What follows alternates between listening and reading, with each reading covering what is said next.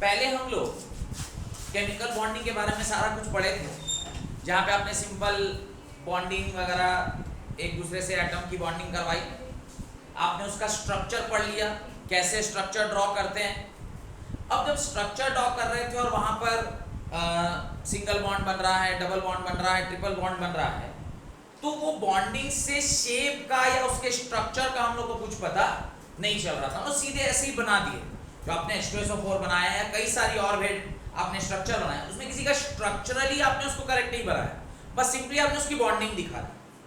अब हम लोग क्या कर रहे हैं यहाँ पर, पहली बार quantum mechanical model. Quantum mechanical model मतलब जो स्ट्रक्चर ऑफ एटम के लास्ट पार्ट में आपने पढ़ा था ना, S-P-D-F ऑर्बिटल्स और उनके बारे में, उनके आधार पर अब हम लोग क्या करने वाले हैं, बॉन्डिंग कराने वाले हैं। तो लिखिए, electronic theory of covalent bond, electronic theory of covalent bond is unable to explain electronic theory of covalent bond is unable to explain correct shape of molecule, correct shape of molecule, unable to explain correct shape of molecule, comma, nature and formation of bond, comma, nature and formation of bond. Thus new theory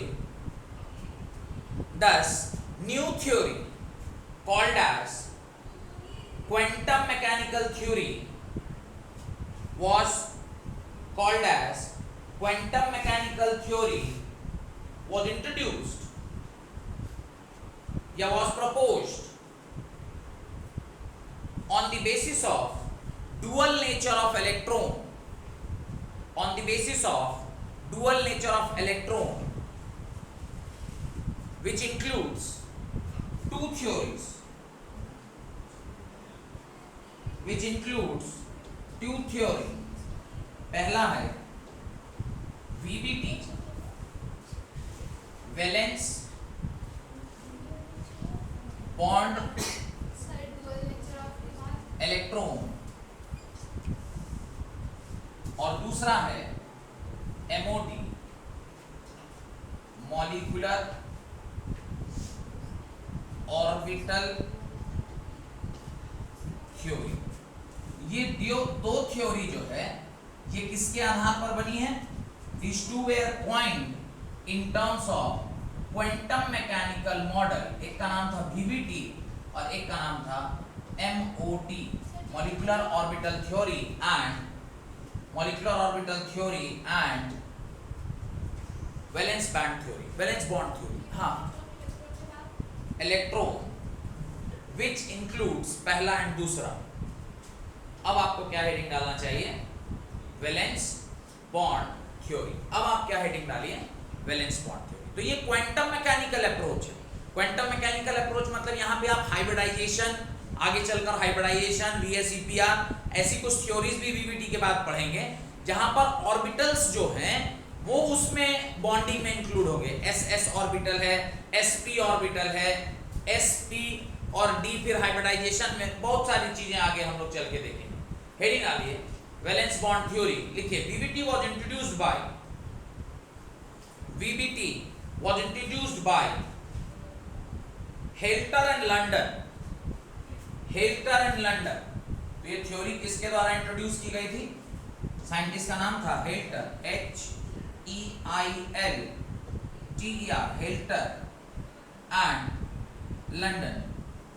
helter and London, and was extended by Pauling and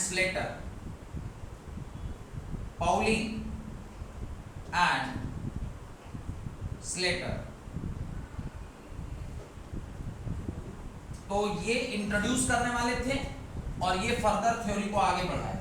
generally जब कोई theory कुछ 10 साल, 20 साल, 30 साल, 40 साल में develop होती है, तो एक साइंटिस्ट नहीं कर पाता है अपने जीवन काल में, तो फिर उसको कुछ लोग, जहां तक उसने रिसर्च किया, फिर उसको फर्दर कुछ लोग आगे रिसर्च करके जाते हैं। और ये जो हुआ है ये 1931 में हुआ है। तो VBT कब आया? 1931 जब आइंस्टाइन ने डुअल नेचर कंफर्म किया, डी ब्रोगली ने डुअल नेचर कंफर्म किया। याद होगा फिजिक्स में इसी टाइम पर क्या हो रहा था, डुअल नेचर के बारे में बात किया जा रहा था। जब आइंस्टाइन अपनी थ्योरी बता रहे थे डुअलिटी की, डी ब्रोगलीज वेवलेंथ का इक्वेशन लिख रहे थे lambda is equal to h mu by p, तो ये जो इक्वेशन सब लिखा जा रहा था उसी टाइम की बात है। तो एक साथ ही ये सब चल रहा था। फुल स्टॉप लिखिए। According to this theory when atoms to be bonded come close to each other, according to this theory when atom to be bonded come close to each other, there is an interaction between atomic orbitals, there is an interaction between atomic orbital, interaction between atomic orbitals, interaction between atomic orbital। तो जब दो atom एक दूसरे को क्या करते हैं, approach करते हैं, ये एक एटम है और ये एक दूसरा एटम है, तो दो एटम जब आपस में एक दूसरे के पास आते हैं तो पास आने पर एटम एटम के बीच में तो इंटरेक्शन होता ही है, इसके एटॉमिक ऑर्बिटल्स के बीच में भी क्या होता है, इंटरेक्शन होता है। ये बात बोलने वाले पहली थ्योरी है जिसका नाम है VVT, atomic orbitals of valence shell, full stop, atomic orbitals of valence shell, full stop. The theory governing this overlapping between valence shell, full stop. The theory governing the overlapping between atomic orbital, the theory governing this overlapping between the atomic orbital, the theory governing this overlapping between atomic orbital is called VVT. इसी को हम लोग क्या कहते हैं, VVT कहते हैं। This only called as VVT. तो एटॉमिक ऑर्बिटल की जो इस तरह से इंटरेक्शन हुई उसको ही हम लोग क्या कहते हैं, वीवीटी कहते हैं। हेडिंग डालिए, postulates of VVT, postulates of VVT। VVT के पॉस्टुलेट्स, क्या पॉस्टुलेट है इस थ्योरी? पॉइंट नंबर 1 देखिए क्या बोल रहा है। पहला point, right, covalent bonds are formed by overlapping of, covalent bonds are formed by overlapping of atomic orbital, formed by overlapping of atomic orbital, by overlapping of atomic orbital, atomic orbital के overlapping से covalent bond का formation होता है।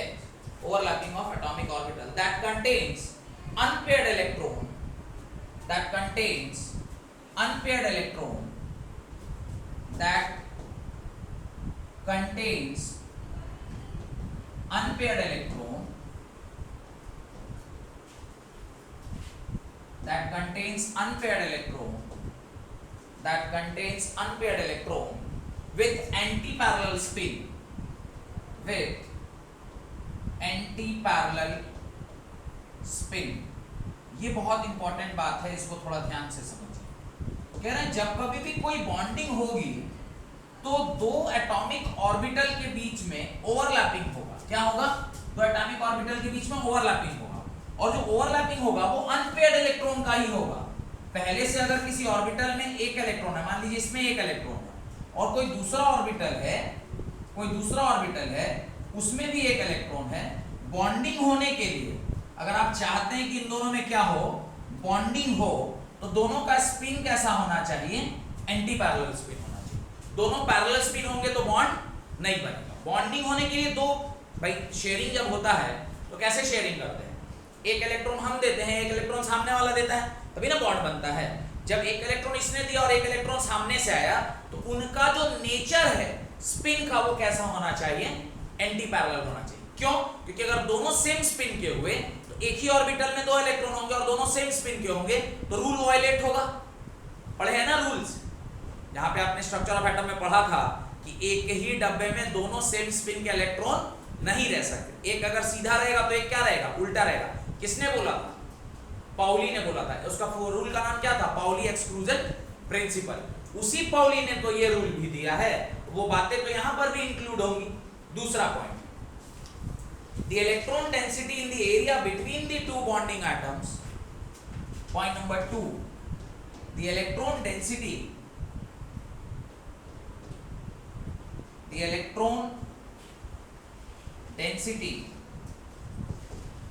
between the electron density between the two bonding atoms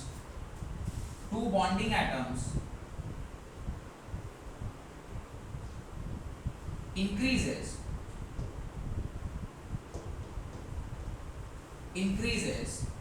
two bonding atom increases as a result of overlapping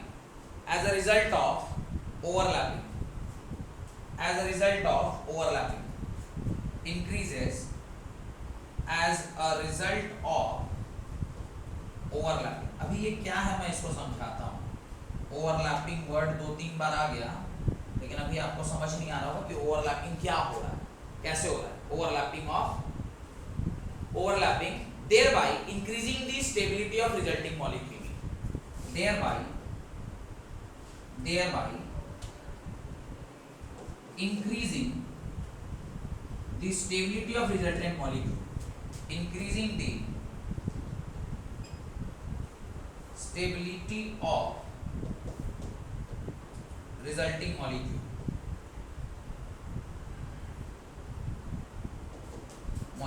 इसको थोड़ा समझिए, ये जो बात वो कह रहा है इसको थोड़ा समझते हैं। क्या होता है एटॉमिक ऑर्बिटल? मैंने अभी आपको एक दो एटम के डिफरेंट एटॉमिक ऑर्बिटल दिखा, उसमें भी खास करके मैं अभी px एक एटम का और px दूसरे एटम का ऐसे मैंने बना दिया। अब ये दोनों px एक दूसरे के क्या आ रहे हैं, पास आ रहे हैं। तो जब ये दोनों px एक दूसरे के क्या आएंगे, पास आएंगे, दोनों px एक दूसरे के क्या आएंगे, पास आएंगे, तो इनके बीच में बॉन्ड बनेगा, क्योंकि उसने बोला ही है कि भाई दो एटॉमिक ऑर्बिटल जब आपस में एक दूसरे के पास आते हैं तो कोवेलेंट बॉन्ड का फॉर्मेशन होता है। अब जब कोवेलेंट बॉन्ड का फॉर्मेशन होगा, ध्यान से देखिएगा, दोनों आपस में इंटरेक्ट किया, इंटरेक्शन के बाद नेक्स्ट जब एटम आपस में मिलेगा तो क्या बनाएगा, मॉलिक्यूल बनाएगा। मॉलिक्यूलर ऑर्बिटल देखने में कैसा होगा,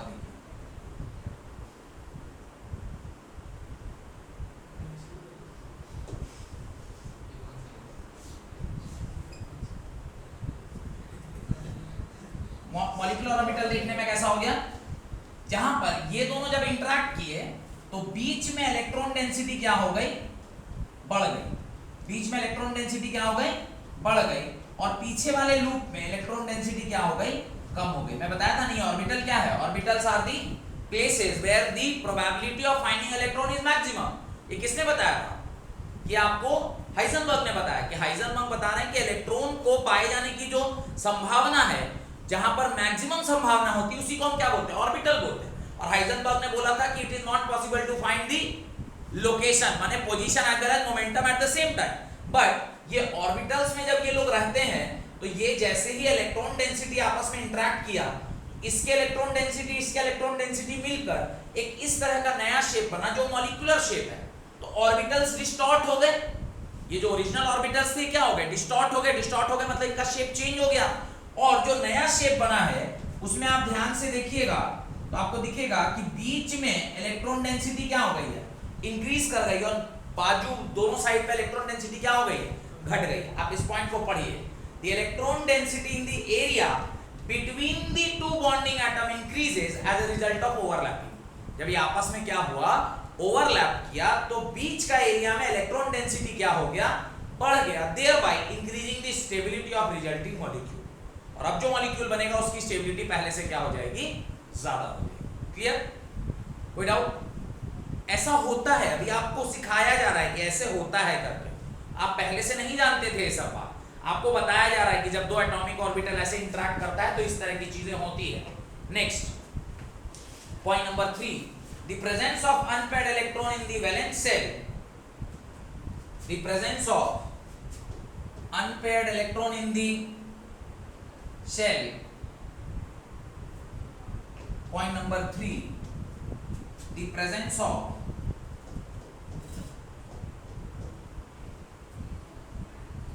unpaired electron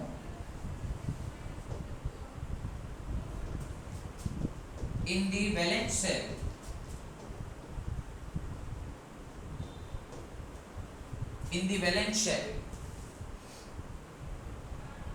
is of an atom enables it to form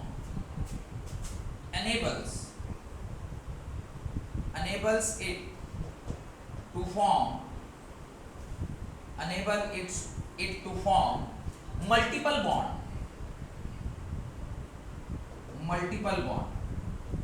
multiple bond formation का भी जो कारण है वो क्या है, ये इंटर एटॉमिक ऑर्बिटल्स है विथ ईच अदर।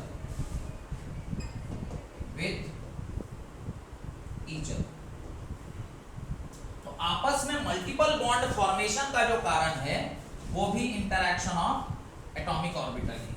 पढ़ेंगे इसको, बहुत डिटेल में देखेंगे हम लोग आगे चल के क्या है ये, इसको हम लोग देखेंगे ये क्या चीज है, इसको हम लोग देखेंगे। नेक्स्ट पॉइंट नंबर 4 देखिए, पॉइंट नंबर 4 अगला पॉइंट है, अभी देखेंगे उसको आगे चल के, टेंशन नहीं लेने का। The paired electron present in the valence shell do not take part in chemical bond। बहुत इंपॉर्टेंट बात, the paired electron in the valence shell do not take part in bond formation,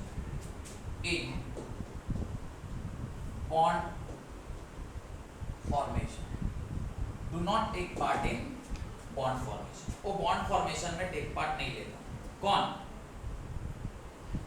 paired electron. यानी जब कभी भी bonding होगा हमेशा वहां पे क्या होना चाहिए, अनपेयर्ड इलेक्ट्रॉन होना चाहिए। पेयर्ड इलेक्ट्रॉन यानी जिस डब्बे में 2 इलेक्ट्रॉन होगा वो बॉन्डिंग में नहीं जाएगा। क्यों नहीं जाएगा? मान लीजिए कोई डब्बा है, उसमें पहले से ऑर्बिटल है, उसमें कितने इलेक्ट्रॉन है, 2 इलेक्ट्रॉन। अब एक बाहर से मान लीजिए एक और इलेक्ट्रॉन आएगा तो एक डब्बा में कितना इलेक्ट्रॉन हो गया, 3। संभव है? एक डब्बे में मैक्सिमम कितने इलेक्ट्रॉन रह सकते हैं, 2। यानी एक ऑर्बिटल में मैक्सिमम कितने इलेक्ट्रॉन रह सकते हैं, 2। अनपेयर्ड रहेगा तो एक ऐसे है, दूसरा आके उसके साथ बॉन्ड बना सकता है। पहले ही से 2 उसमें है, एक पॉजिटिव एक नेगेटिव, तीसरा बॉन्ड कहां है, तीसरा इलेक्ट्रॉन कहां से आएगा। तो बॉन्डिंग के लिए क्या कंडीशन है, अनपेयर्ड इलेक्ट्रॉन होने चाहिए। ये सब बात एक एग्जांपल देंगे, आप लोग समझ जाइएगा। अभी बस आप एक एक करके पॉइंट देखते जाइए। Done. Next, covalent chemical bond are directional. Covalent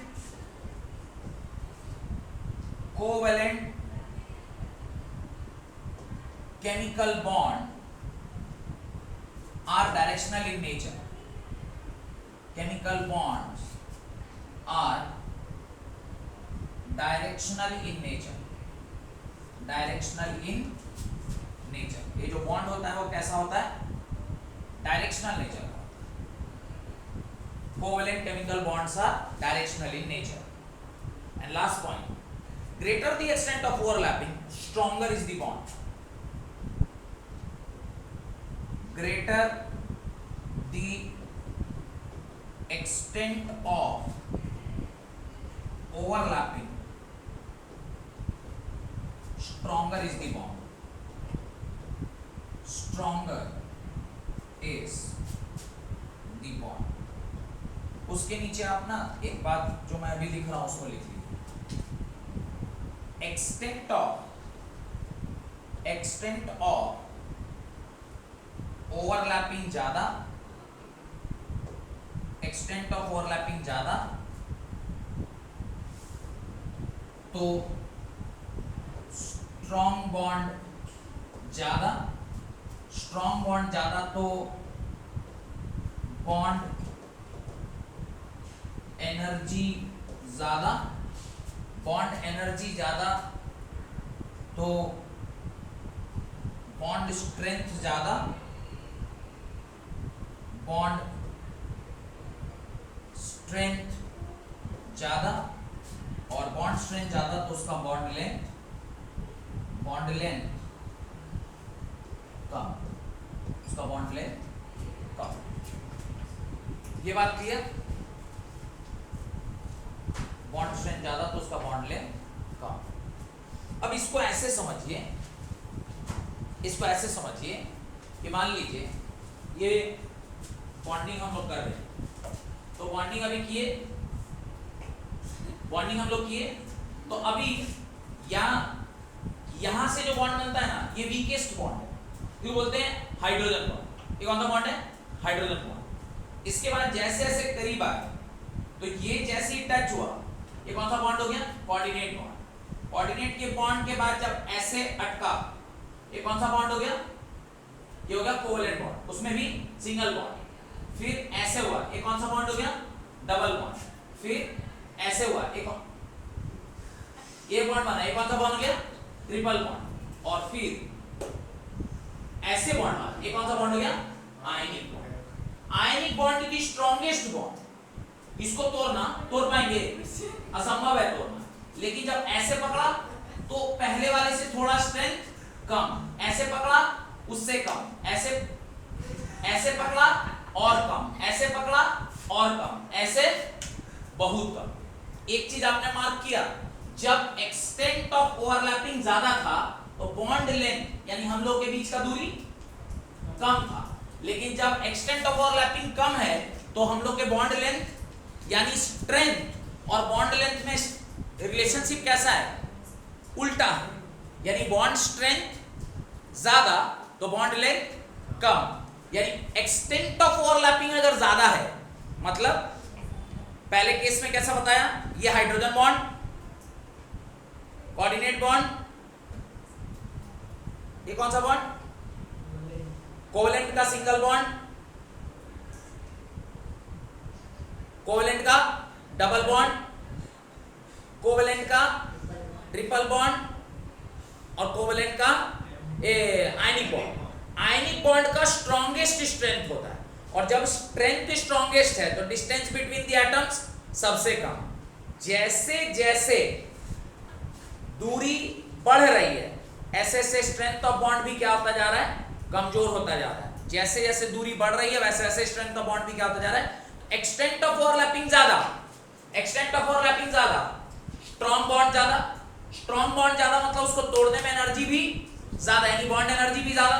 bond energy ज्यादा माने बॉन्ड स्ट्रेंथ ज्यादा, बॉन्ड स्ट्रेंथ ज्यादा मतलब उसका बॉन्ड लेंथ, यानी bond length and bond strength are inversely proportional, whereas bond strength and extent of overlapping is directly, यानी जितना ज्यादा एक्सटेंट ऑफ ओवरलैपिंग होगा उतना ज्यादा स्ट्रॉन्ग बॉन्ड बनेगा।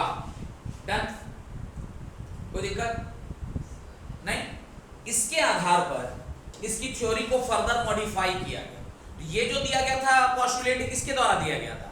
ये दिया गया था पहले दो साइंटिस्ट के द्वारा, हेगलर एंड लंडन के द्वारा। अब पाउलिंग और स्लॉटर ने इसको क्या किया? थोड़ा सा और मॉडिफाई किया। तो लिखिए, modification suggested by Pauling and Slotter, Slotter नहीं Slater, modification suggested by Pauling and Slater. ये लोग क्या किए? थोड़ा सा मॉडिफिकेशन उसके ऊपर सजेस्ट किए। क्या क्या सजेस्ट किए?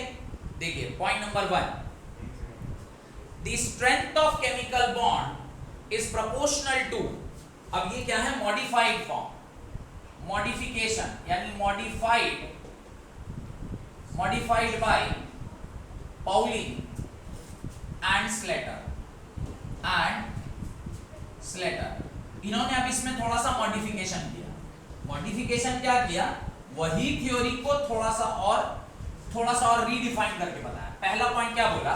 Strength of bond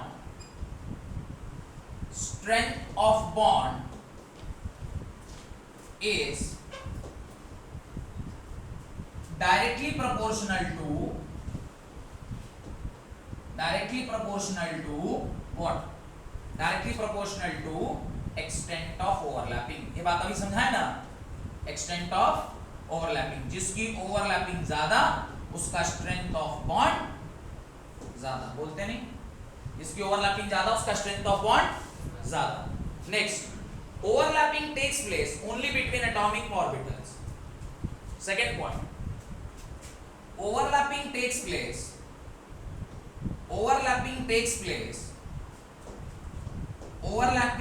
place only between the atomic orbitals, only between the atomic orbitals, atomic orbitals.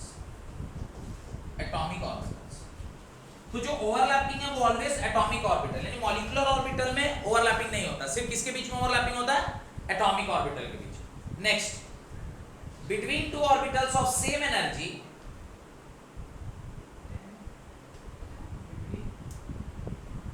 between the orbitals of same stability, between two orbitals of same stability,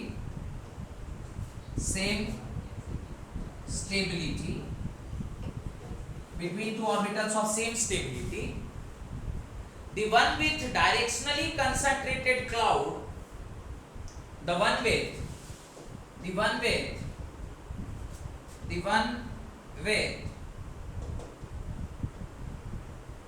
directionally concentrated cloud. क्या होता है इसका मतलब मैं बताता हूं. Directionally concentrated cloud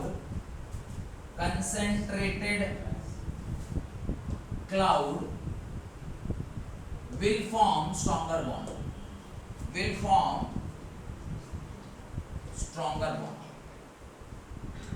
यानी जिसमें डायरेक्शनल नेचर ज्यादा होगा उसकी बॉन्ड स्ट्रेंथ भी क्या होगी, ज्यादा होगी. डन. और उसके नीचे एक पॉइंट नोट डाल के लिखिए, इसी में p ऑर्बिटल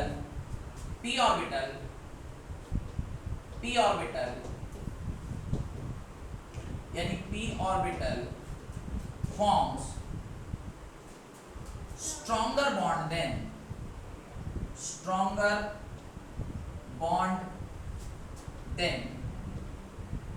s ऑर्बिटल.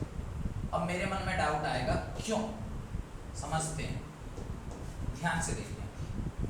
ये स्फेयर है s ऑर्बिटल का, और ये भी एक दूसरे एटम का स्फेयर है s ऑर्बिटल. s ऑर्बिटल के बीच में जब ओवरलैपिंग होता है तो ये डायरेक्शनल नेचर नहीं होते. क्यों डायरेक्शनल नेचर नहीं होते?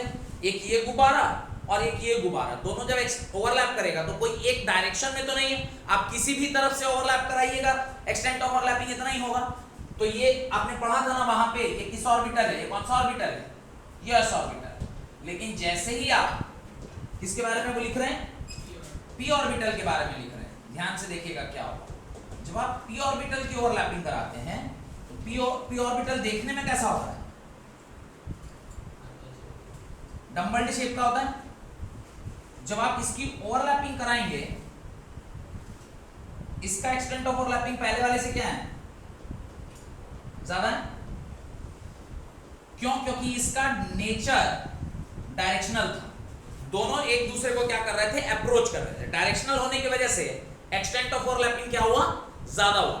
एक्सटेंट ऑफ ओवरलैपिंग ज्यादा हुआ, इसमें बॉन्ड स्ट्रेंथ ज्यादा होगा और इसमें बॉन्ड स्ट्रेंथ कम होगा. यही बोल रहा है, p orbital forms stronger bond than s orbital, because यहां पर EOD extent of overlapping, EOO extent of overlapping यहां ज्यादा है, यहां का बॉन्ड स्ट्रेंथ भी क्या होगा, ज्यादा होगा, और बॉन्ड लेंथ क्या होगा, कम होगा. EOO मतलब extent of overlapping. Done.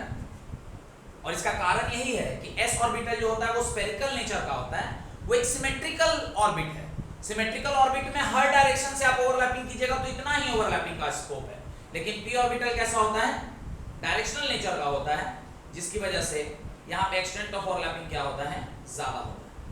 Clear?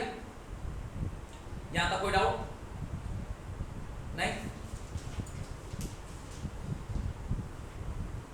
Heading डाल लीजिए, ओवरलैपिंग ऑफ एटॉमिक ऑर्बिटल्स.